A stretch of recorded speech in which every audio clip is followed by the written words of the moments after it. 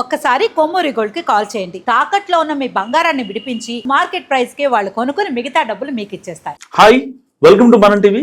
మనం టీవీ ఉన్నది మన కోసం. నేను మీ journalist Manoj. So Bharathi cements పై ఆరోపణలు పెద్ద ఎత్తున వెల్లువెత్తున్నాయి. 165 కోట్ల రూపాయల అవినీతి జరిగిందంటూ మనం పేపర్లలో కథనాలు రావడం చూస్తున్నాం.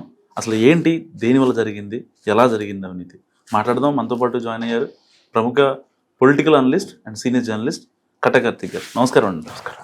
ఏంటి సార్, నిజంగా భారతీయ సిమెంట్స్ మీద 160 కోట్ల స్కామ్ ఉంది అంటే జగన్మోహన్ రెడ్డి గారికి 2019లో సంపద పంచుతాడని అధికారం ఇచ్చారు.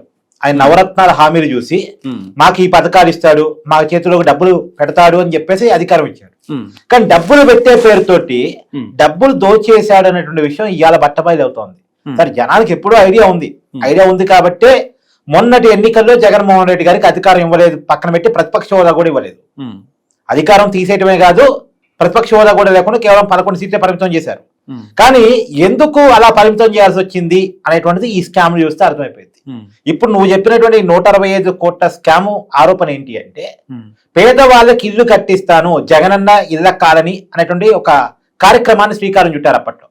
ఓ మంచి పథకం, పేదవాడికి ఇంటి కలను సాకారం చేసే పథకం. నిజానికి అప్పటికే చంద్రబాబు నాయుడు గారు కట్టిన కిట్కో ఇళ్ళనేమో పక్కన పెట్టేశాడు. అవి పూర్తి చేసి ప్రజలకు పంచవచ్చు. కానీ చంద్రబాబు నాయుడు గారి పేరు ఎక్కడ ప్రజలకు పేరు పడిపోయిద్దు అని చెప్పేసి తను జగనన్న ఇళ్ల కాలనీలను మొదలుపెట్టాడు. ఇళ్ల కాలనీలను మొదలుపెట్టి జరిగింది ఏంటంటే, మామూలుగా ఒక రైతు నుంచి ప్లేస్ తీసుకున్నారు. మరి ఇల్లు కట్టాలంటే ప్లేస్ కావాలి కదా, రైతు నుంచి ప్లేస్ తీసుకున్నారు. ఈ తీసుకునే క్రమంలోనే పెద్ద కుంభకోణం. యాక్చువల్గా అక్కడ భూమి రేటు ఒకటి, రైతులకి ఇచ్చే పరిహారం మరొకటి. అంటే రికార్డులో 16 లక్షలు రైతు నుంచి కొన్నారు అని ఉంటుంది, కానీ 10 లక్షలు రైతు చేతికి ఇస్తారు. మిగతా 6 లక్షలు ఎవరైతే అక్కడ ఎమ్మెల్యేలు ఉన్నారో వాళ్ళ జేబులో వేసుకుంటారు. అంటే రైతులతోనే ముందు డీలింగ్ మాట్లాడుకొని, నువ్వు బయట 9 లక్షలకు అమ్మాలి, ప్రజెంట్ అమ్మితే పోయిద్ది, కానీ గవర్నమెంట్ లాక్కుంటే ఫ్రీ గోల్డ్ లాక్కుంటుంది కావాలనుకుంటే, కానీ మంచితనంగా మేము 10 లక్షలు ఇస్తాం, మాకు భూమి అమ్ము, కానీ 16 లక్షల కింద సంతకం పెట్టు. ఇలా అనేక రకాల స్కామ్ దీంట్లో జరిగింది. సరే, అది ఒకటి, అది పక్కన పెట్టు. అది కాక ఇది ఇప్పుడు బయటపెట్టినటువంటి స్కామ్ ఏంటంటే, జగనన్న ఇల్లు నిర్మించడం కోసం సిమెంట్ కావాలిగా.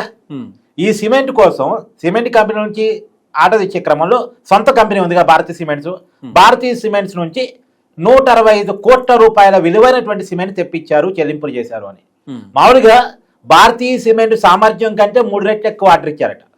ఏ సిమెంట్ కంపెనీకి వాళ్ళ సామర్థ్యం ఎంత అని చూసి ఆర్డర్ ఇస్తారు కదా, వీళ్ళ సామర్థ్యానికి మించి ఒక 3 రెట్లు ఆర్డర్ ఇచ్చారట.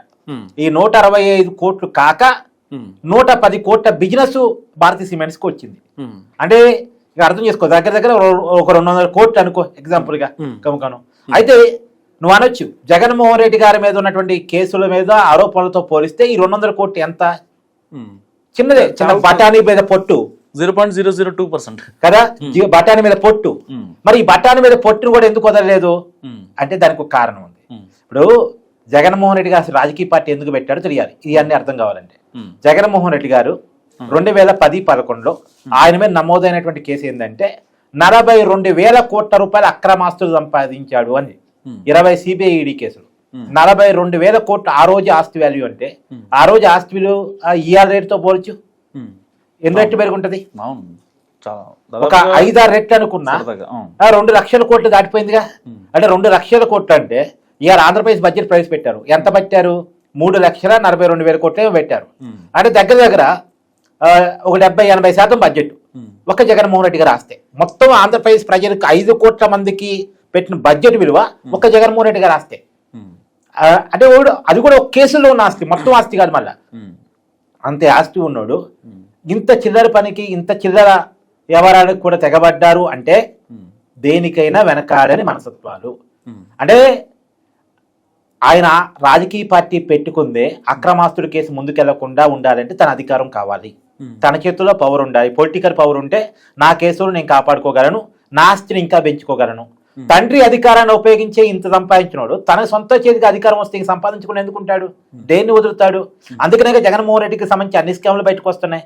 ఇసుక కావచ్చు, మద్యం కావచ్చు, భూమి కావచ్చు, దేన్ని వదలకుండా ఎందెందు వెతికినా అందందు కలదు స్కామ్ అని దేంట్లో వెతికినా స్కామ్ కనపడుతుంది. ఆయన రాజకీయ పార్టీ పెట్టిందే స్కామ్లు చేయడం కోసం.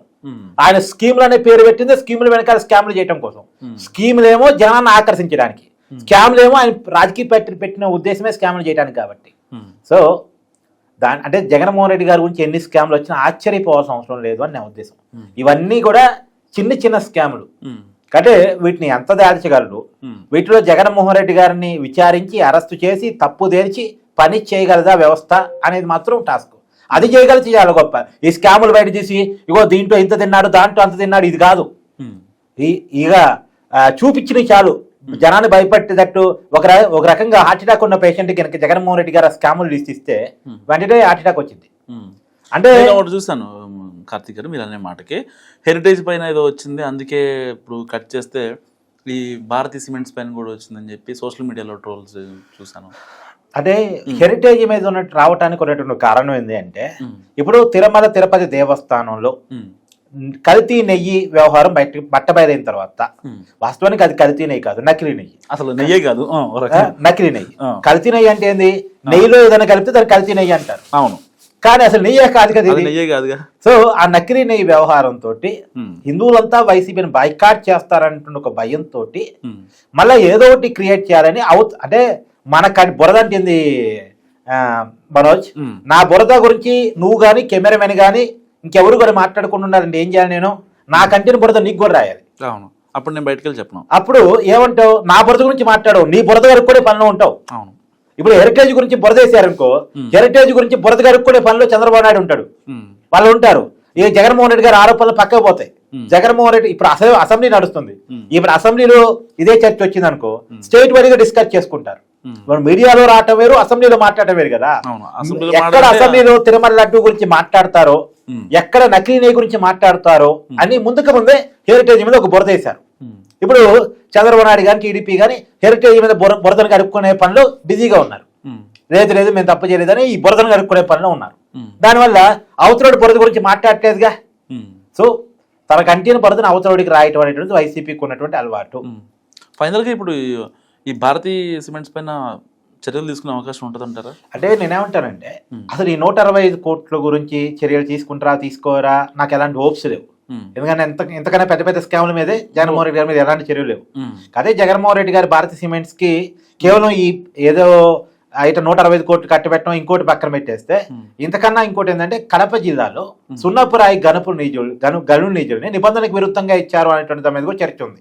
ఇప్పటికే నోటీసులు పోయి దానికి భారతీ సిమెంట్స్ రిప్లై ఇచ్చింది. సో ఇలాంటి అనేక రకాల ఇష్యూస్ భారతీ సిమెంట్స్ మీద ఉన్నటువంటి సమయంలో కతే ఈ రెండింటి మీద చర్యలు తీసుకోవడం మొదలు పెడితే అసలు జగన్మోహన్ రెడ్డి అనే వ్యక్తి బయట తిరగకూడదు, బయట రాజకీయాలు చేయకూడదు, కానీ చేస్తున్నాడుగా. సో అతని మీద ఏదో చర్యలు తీసుకుంటారు అనేటువంటి హోప్ నాకైతే లేదు. కాకపోతే ప్రజల ముందు అయితే పెట్టాలి కాబట్టి పెట్టగలుగుతున్నాం. వచ్చేటువంటి వార్తని, వచ్చే సమాచారాన్ని, దానికి సంబంధించిన ఆధారాన్ని ప్రజల ముందు పెట్టాలి కాబట్టి పెడుతున్నాం, అంతే. థ్యాంక్ యూ కార్తీక్ గారు. సో ఇది కార్తీక్ గారు అనాలిసిస్. మీరేమనుకుంటున్నారు మస్తు కామెంట్ చేయండి. చూస్తున్నాండి మనం టీవీ.